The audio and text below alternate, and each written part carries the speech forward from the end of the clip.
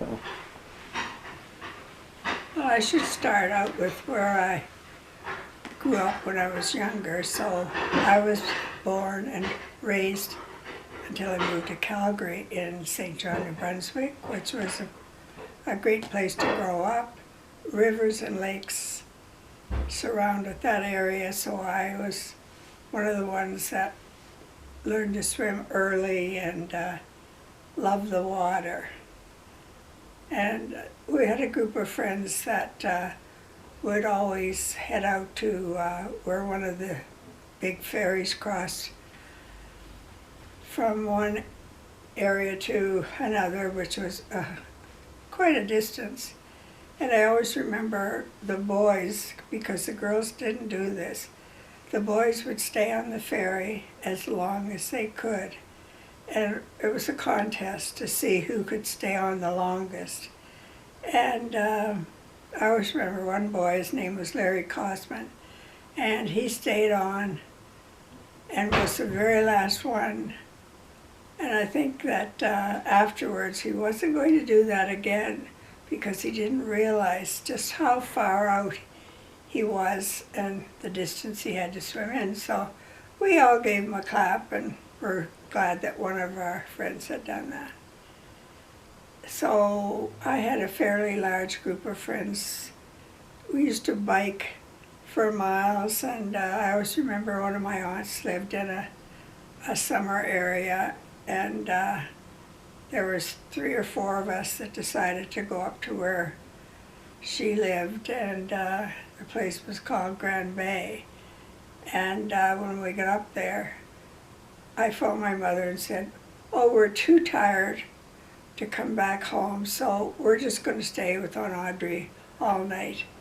And I don't think that was really true. It was just that it was nice to stay up there and be away from home and be with your friends.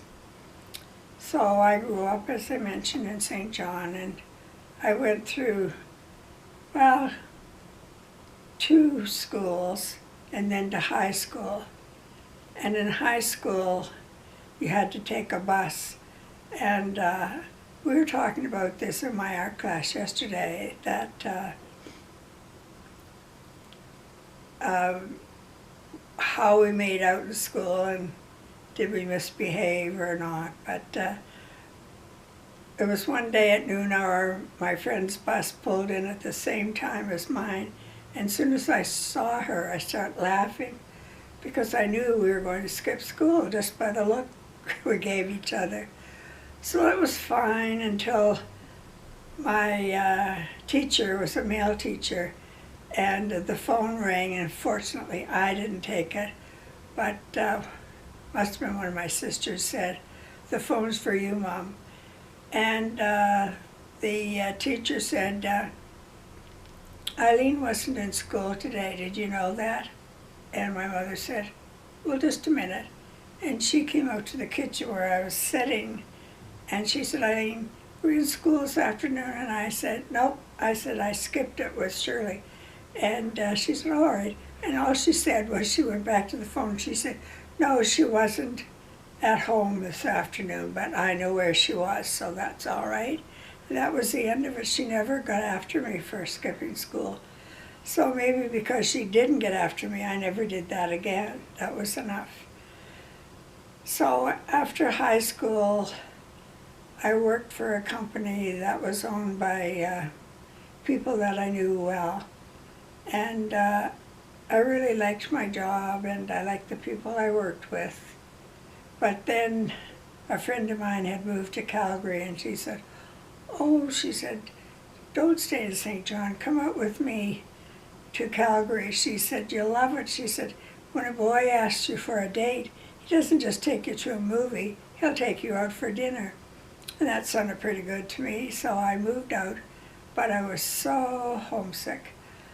The first week I was here, Lorraine would go to work in the morning, and as soon as she'd leave, I'd start crying. I cried the whole week because I was so homesick, and I really missed my family. But after that, you get settled in and you start meeting people, and it's nice to be in a different city and meet new people. So I met Bill at Husky. He was in a different department, and he got a promotion just shortly after I was there, so he was my boss with many people in between. So we dated, and there was lots to do in Calgary and lots for me to see. So it ended up that I moved in with some other girls. In the end, there was 4 of us in a house in Elbow Drive, and it was a good setup. We had a cleaning woman that came in every other week and did all the heavy cleaning, and we cooked our own meals, and that was a good experience. And Bill used to say that he came for Sunday dinners so he could tell who was the best cook, so that would be the person that he would go after. So I must have been one of the best cooks because we started dating a lot. And then eventually we became engaged, and we flew down east just before Christmas. And Bill, I went to Montreal, met his family, and then after Christmas he came to St. John and met my family. So that was sort of the beginning of a life with Bill, and that's all I'll say today.